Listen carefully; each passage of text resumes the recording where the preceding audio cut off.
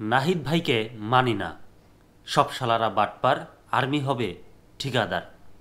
স্লোগানের ব্যাখ্যা দিলেন জবির আন্দোলনকারী শিক্ষার্থীরা। গত 1-2 দিন ধরে অনলাইনে, ফেসবুকে, ইউটিউবে সব জায়গায় জগন্নাথ বিশ্ববিদ্যালয়ের শিক্ষার্থীদের আন্দোলনের ভিডিও দেখা যাচ্ছিল। সেখানে নাহিদ ইসলাম, উপদেষ্টা নাহিদ ইসলাম উপস্থিত থাকার পরেও তাকে গালমন্দ করা হয়েছে। সাথে বলা হয়েছে সব শালারা বাটপার, আর্মি হবে ঠিকাদার। যদিও ঠিকাদার অন্য অর্থে ব্যবহার হয়, কিন্তু যেহেতু একটা গালির সাথে জুড়ে দেওয়া হয় কোনো শব্দ, তখন ওইটা গালির মধ্যেই পড়ে যায়।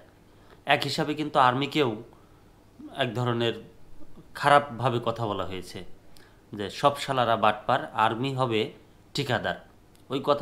এই কথাটার সাথে একদম মিলিয়ে তারপরে বলা হয়েছে।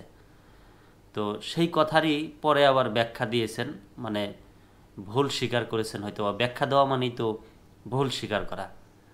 কি ব্যাখ্যা দিলেন প্রথম আলোর খবর একটু জানি।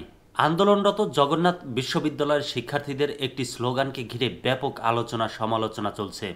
গত সোমবার সচিবালয়ের সামনে আন্দোলনরত শিক্ষার্থীরা অন্তর্বর্তী সরকারের তথ্য ও সম্প্রচার উপদেষ্টা মোহাম্মদ নাহিদ ইসলামের সামনে সব শালারা বাটপার, আর্মি হবে ঠিকাদার বলে স্লোগান দেন। নাহিদ ইসলাম ও অন্তর্বর্তী সরকারের উদ্দেশ্যে এই স্লোগান দেওয়া হয়েছে বলে মনে করছেন অনেকে। মনে করার কি আছে, এখানে তো স্পষ্টভাবেই বোঝাই যাচ্ছে বা দেখা যাচ্ছে। বলছিলেন যে নাহিদ ভাইকে মানি না, সব শালারা বাটপার, আর্মি হবে ঠিকাদার। অবশ্যই খবরে এই কথাটুকুন দেখছি না যে নাহিদ ভাইকে মানি না।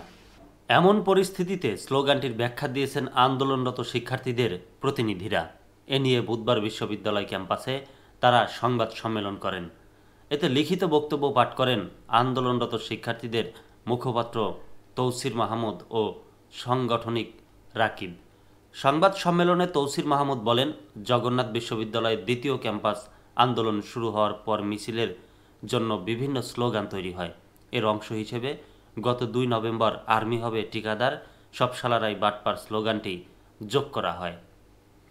স্লোগানটি ছিল মূলত ফ্যাসিবাদ আমলে নিয়োগপ্রাপ্ত দুর্নীতিবাজ ঠিকাদার ও প্রশাসনের বিরুদ্ধে। এটা ব্যাখ্যাটা মানে একটু অন্য টাইপের হয়ে গেল।